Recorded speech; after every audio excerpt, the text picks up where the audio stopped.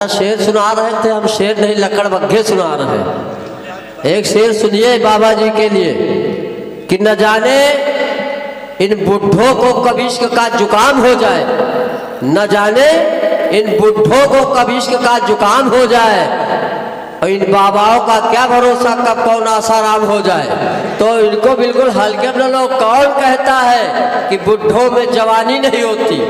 कौन कहता है? इसी खानदान का और शेर सुनो, शेर नहीं लकड़बग्घे। कौन कहता है बुढ़ापे में जवानी नहीं होती? ये बात और है, इन पर किसी की मेहरबानी नहीं होती। कौन कहता है बुढ़ापे में इश्क का हक नहीं होता? ये बात और है, किसी को इन पर शक नहीं होता। तो तालियां बजाइए अगर समझ में आ रहा हो। बहुत अच्छा सवाल जवाब। और कल्पना जी आपने तो कमाल कर दिया वास्तव में, जो आपने धुन चुनी है बहुत अच्छा गीत। वो जो एक कटपीस जिसमें अंग्रेजी शब्दों का प्रयोग हुआ था, बहुत अच्छा प्रयोग आपने भी किया है। फूल और कलियों में बाबा जी ने दिखाया कृष्ण को ढूंढ रहे थे, लेकिन आप दो फूल भूल गए। बाबा जी ने दो फूल छोड़ दिए थे, सब फूलों का नाम लिया, दो फूल छोड़ दिए। एक है गोभी का फूल और एक है अप्रैल फूल। तो चाहती तो आप जवाब दे सकती थी। तो हम तो इसी तरह ढूंढा करते हैं। एक बार जो इंग्लिश मीडियम के जो विद्यालय हैं वो रामायण की कहानी कैसे सुनाते हैं। इंग्लिश विद्यालय का एक टीचर जो है बच्चों को सुना रहा था रामायण। एक थे किंग दशरथ, उनकी तीन क्वींस। बड़ी क्वीन का नाम कौशल्या, छोटी क्वीन का नाम कैकेयी और कौशल्या के सन का नाम था राम। एक बार कैकेयी ने 420 कहकर राम को फॉरेस्ट भेज दिया। अब राम फॉरेस्ट गए तो रावण ने उनकी वाइफ का किडनैप कर लिया। राम एंग्री हो गए और रावण का मर्डर कर दिया। अब बताओ, जब रामायण जैसी कहानी को इंग्लिश मीडियम वाले पढ़ाएंगे तो इसे पढ़ाएंगे। इसलिए इंग्लिश को बहुत ज़्यादा महत्व नहीं देना चाहिए, जैसा कि हमारी सरकारें कर रही हैं। क्यों भाई? तो आइए मैं एक दो कविताएं भी सुनाने के मूड में हूँ। और बहुत अच्छा, जैसे एक आदमी था फैक्ट्री में काम करता था। जैसे बहुत कम पढ़े लिखे लोग भी अंग्रेजी बोलते हैं और अंग्रेजी के ऐसे शब्द बोलते हैं जिनका मतलब उनको खुद नहीं पता होता है। एक आदमी टिफिन लेके आया फैक्ट्री में, तो दूसरे मित्र ने कहा यार टिफिन रोज लाते हो? कहीं रोज तो नहीं लाते, लेकिन कभी कभी डेली ले आते हैं। तो जहाँ पे ऐसी अंग्रेजी बोली जाए, तो जैसे एक आदमी था, थोड़ा सा आपको और हम ले चलते हैं आनंद की ओर। एक आदमी था तो अपने एक मित्र के यहाँ गया, तो मित्र जो है एसडीएम थे। तो वो गया तो एसडीएम साहब तो नहीं थे, उनका चपरासी आया।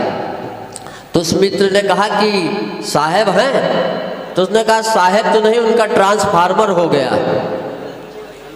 उसने कहा यार बहुत गजब की अंग्रेजी बोल रहे हो। कहे ना और क्या, साहब के अंडरवियर में 10 साल से काम कर रहे हैं। तो ये जहाँ पे ऐसी अंग्रेजी बोली जाए वहाँ पे देश का तो सत्यानाश होना है। भारतीय संस्कृति की तरह ही होनी है। लेकिन मैं समझता हूँ आप लोग बहुत प्रबुद्ध हैं। प्रबुद्ध क्या, कई लोग तो बिल्कुल गौतम बुद्ध हैं, तो उनको मैं विशेष प्रणाम करता हूँ। और चलिए मैं चाहता हूँ कि हमारे जो ये यंग जनरेशन बैठी हुई, इसके भी मन की बात कुछ कर ली जाए। हालांकि कुछ टाइम ज़्यादा हो जाता है, हम तो अपना समय बिल्कुल शार्ट कर रहे हैं। क्यों?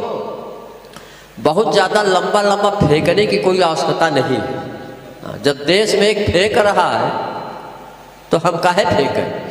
जैसे एक आदमी ने कहा कि मेरे पिताजी नाले में कूदते थे, नदी से निकलते थे।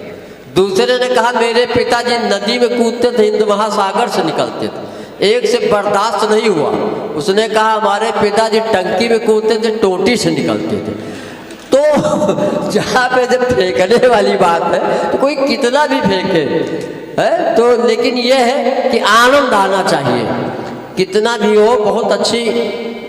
और जो पुरानी धुनों का प्रयोग हुआ बहुत अच्छा। पुरानी फिल्मों में गीत भी बहुत अच्छे होते थे। अब आजकल पता नहीं चलता कैसा गाना है। अब बाबा जी ने गा दिया तो उनकी इतनी खिंचाई न करो। बेगम 16 साल की है तो भाई बाबाओं का दिल होता है, क्या उनके पास दिल नहीं होता?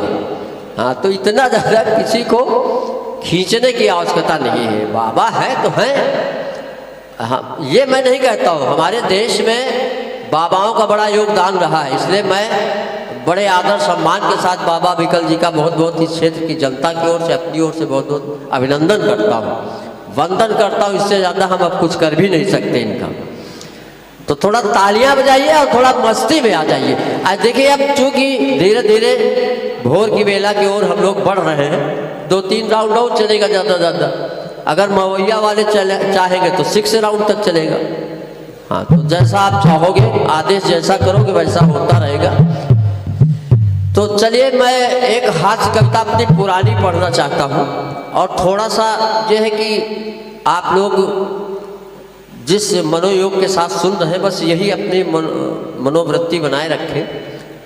कहीं किसी को लगे ना कि कार्यक्रम जो है थोड़ा सा हल्का हो रहा है, इसमें हल्के हैं तो खाली हम ही हैं।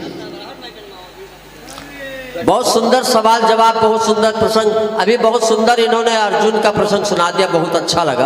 अर्जुन एक ही जन्म में नर से नारी बना, किन्नर तक बन गया, तो श्राप बस होता था। लेकिन अब आजकल पता नहीं कौन कब क्या बन जाए, किसी का कोई भरोसा नहीं है।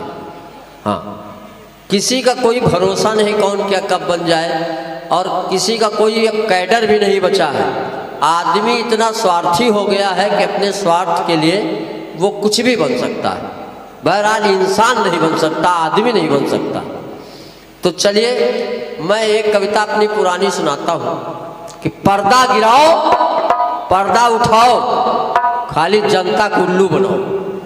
पर्दा गिराओ, पर्दा उठाओ, खाली जनता को उल्लू बनाओ। डायरेक्टर बोला राम से जल्दी जाओ, धनुष उठाओ।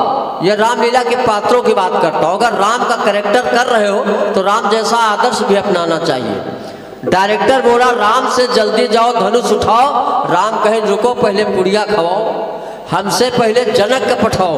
रावण बाणा सु संवाद धराओ। रावण कहे रुको, पहले हमारी मुआछे सुधियाओ। और जनता चिल्ला रही का रामलीला नहीं, डांस दिखाओ। पर्दा गिराओ, पर्दा उठाओ, खाली जनता को उल्लू बनाओ। अभी हमारी कल्पना जी ने कहा है, बहुत नारी शक्ति की प्रधानता हमारे देश में, और नारियों का सम्मान करना भी चाहिए। और पहली बात तो यह है कि नर में कोई मात्रा नहीं, लेकिन नारी में डबल मात्राएं लगी। नारी का यदि नर से दर्जा बड़ा न होता, नारी का यदि नर से दर्जा बड़ा न होता तो 200 की घड़ी न होती, 2 रुपये का घड़ा न होता। हम बहुत सम्मान करते हैं, नारियों का सम्मान करते हैं। हम क्या देवता तक करते हैं नारियों का सम्मान। हमारी वैदिक उद्घोषणा है, यत्र नारेस्तु पूजन्ते रमन्ते तत्र देवता। देखो, इंद्रदेव है, लेकिन आप घबराओ नहीं। अगर